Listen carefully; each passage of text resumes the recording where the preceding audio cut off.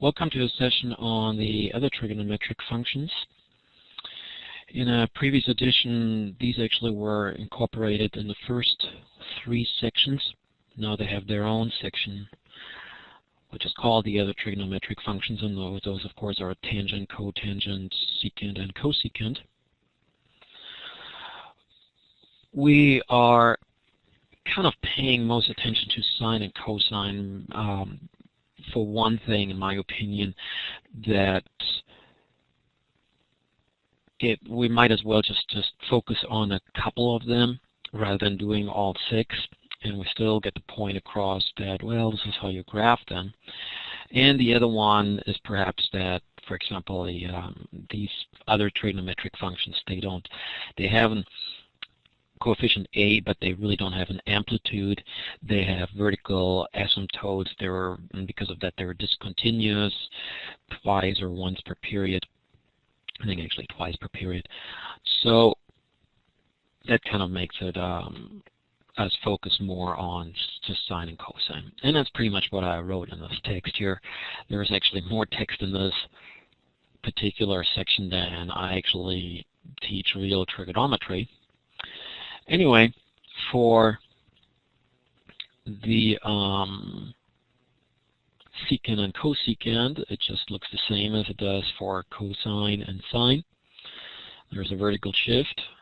Well, this here cannot be interpreted as an amplitude, so I just call this coefficient A. The period looks the same, the phase shift looks the same, and of course there are vertical asymptotes.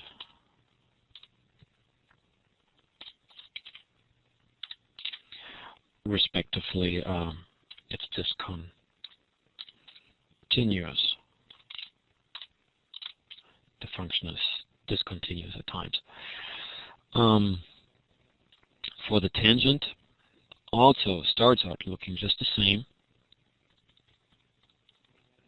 Y equals k plus a tangent bx plus c, respectively. Cotangent, there's a vertical shift. Again, there's not an amplitude. This is a coefficient, or stays a coefficient. But the period is different. The period is only usually pi long rather than 2 pi as was for the other 2 or 4 functions. And then b, of course, is the other way around here. B equals pi over period. And this one here is negative c over b, as it was always before the phase shift. Might as well copy something from up here, which was also vertical asymptotes and discontinuous.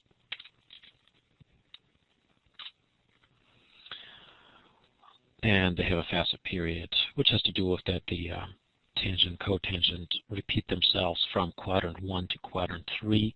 So only after 2 quadrants they repeat themselves. And that's why the period is twice as fast. Okay, we're going to graph some of them, a few examples. So we're going to start out with y equals 10 tangent negative pi x, which is the same as negative 10 tangent pi x. Because of tangent being an odd function, we can just turn that tangent around. Either way, we're going to graph it. Apparently it has a vertical shift of k equals 0. The amplitude doesn't exist. The coefficient a is simply 10. Coefficient b is pi, which then makes for a period of 1.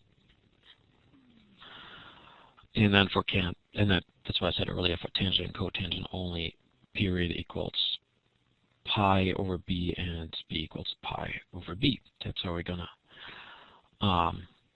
graph it. Okay, go over to the graphing calculator.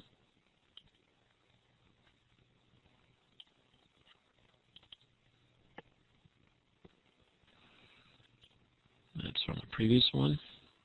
So we have negative 10 tangent pi x. I'm going to check that I'm in radians. I probably am. Yes, I am. Then I'm going to go to the window settings, and here again I have to kind of an idea of how my tangent is going to look like, I may start at 0. I also may start at the first period of, or at the negative period of minus pi, and then go up to 2 pi. We will get quite a few periods in here.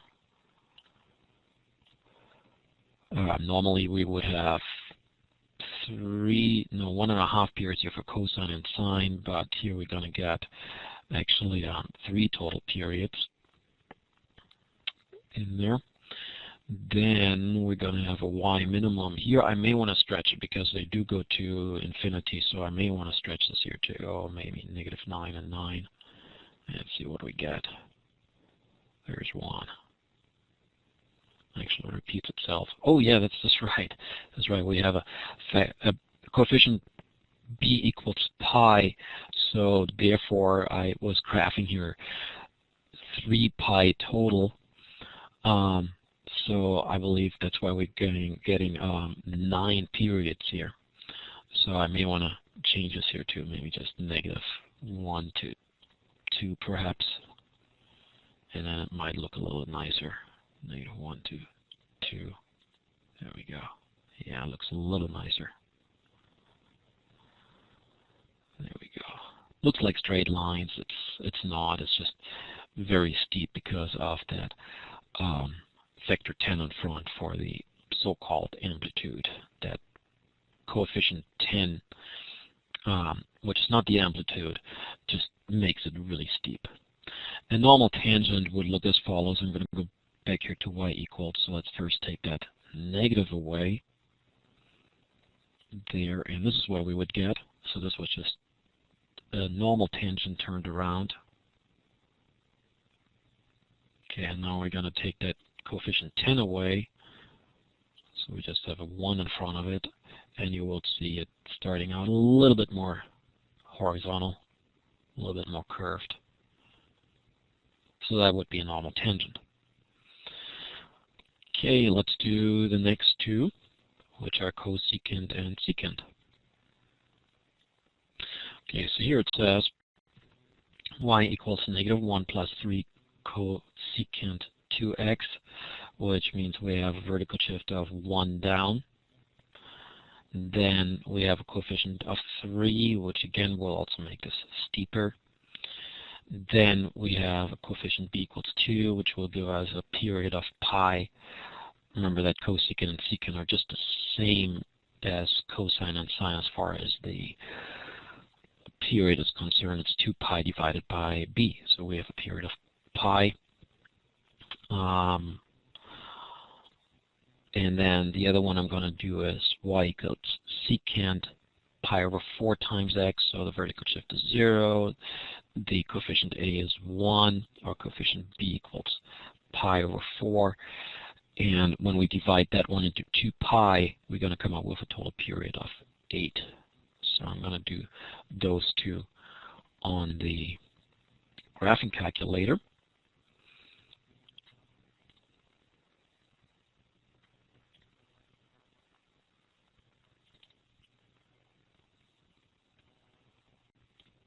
Of course, how am I going to put a cosecant and a secant in? Well, I do them simply with the reciprocals of the cosine. So instead of me plugging in -1 plus 3 cosecant 2x, I'm going to plug in -1 plus 3 divided by sine 2x. Because the sine occasionally becomes 0, such as 0 degrees and 180 degrees, 0, pi, 2 pi, and so on. That's why the cosecant will have vertical asymptotes and be discontinuous. So I'm going to go in there and actually change the window settings. I have a coefficient b of 2, which means actually the period is going to be pi. Instead, I might as well go here over a couple of periods. So I'm going to put in 2 pi. For the y minimum, the y maximum, I may want to keep it like this because it goes quite steep up and quite steep down. just like the tangent and cotangent did, while the cosine and the sine are pretty much confined. So here we go. Graph it.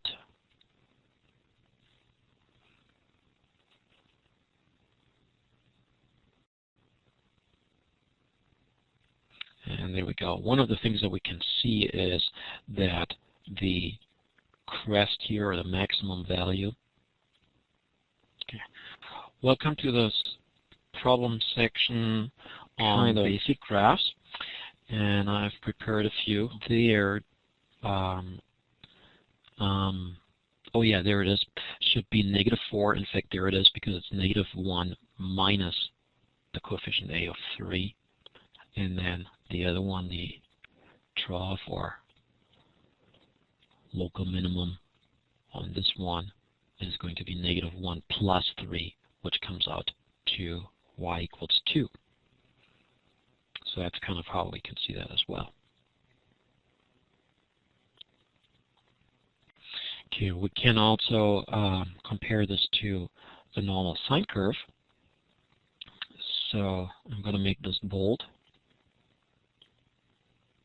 And then I'm going to put in here -1 plus 3 times sine 2x. So this is going to be a normal sine curve. And notice that the first one, the cosecant, is going to be in bold, and the other one is going to be just a normal curve.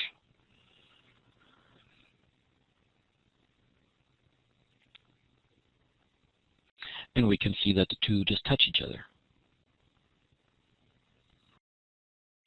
Right there. So wherever the sine has a crest or a trough, the cosecant is going to have a local minimum or a local maximum. And we can also see that the sine here would be inverted. So right here, that would be the same value then. Right here, it would be the same value. But as it goes down here, this one would go up. Of course, when the sine reaches 0, that goes up to infinity. And then the sine becomes negative, very small negative numbers. So the cosecant is going to be very large negative numbers until they meet again, and then so on. So that's the two compared. Okay, the other one is going to be, let's see, secant pi over 4 equals x. So I'm going to clear these two out. And of course, I'm not going to type in secant pi over 4x, but I'm going to type in 1 divided by cosine pi over 4x. The calculator recognizes this as pi over 4 times x. It does it correctly, but if you want to be on the safe side, might as well put in a times. By the way, if you were trying to do this on purpose, this does not read pi over 4x. The x is not part of the denominator. That's what I said a moment ago. So if you want to make it into a denominator, you would have to put parentheses around it. But as I said, just to be on the safe side, let's put a times in here. Let's see. Oh yeah, we're going to have a really long period of 8, so I might as well change the x maximum, and maybe I'm just going to get 1 period in here. So apparently what the longer period is doing is it's stretching it somewhat. We also have a relatively small amplitude of just 1 compared to a moment ago where we had an amplitude of 3. I guess I could zoom a little bit out. Make this here maybe only -5 to 5. And again, I'm going to go to y equals, make this a bold line here, and then just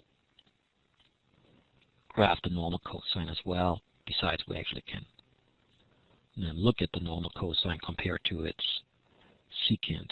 Let's look at the x. Remember, I may put a times in here, but I may also leave it out. So there's the secant. And there's the cosine of the same period of 8.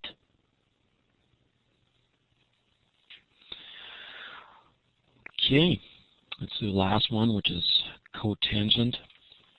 Might as well stay here in the graphing calculator. You have the script in front of you. I'm clearing this out. It says cotangent 4x. So of course I'm going to graph this as 1 over tangent 4x. I'm going to look at the window. We have no vertical shift. The coefficient A is 1.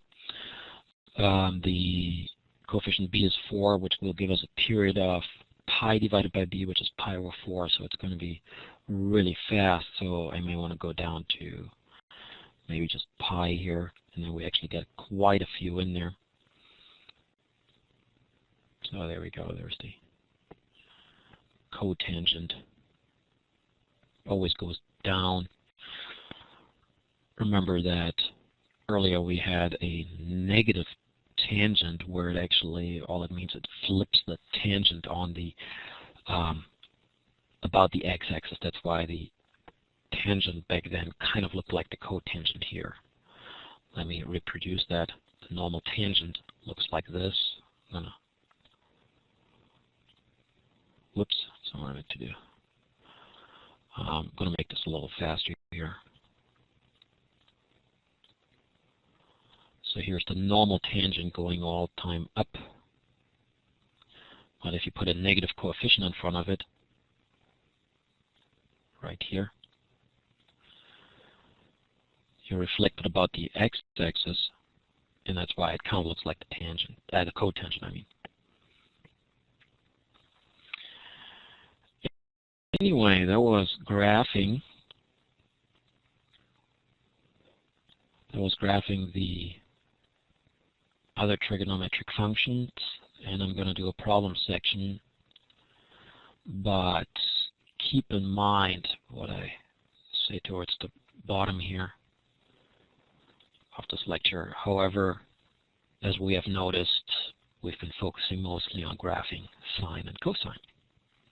And with that, I'm done with this lecture on cosecant, secant, cotangent, and tangent.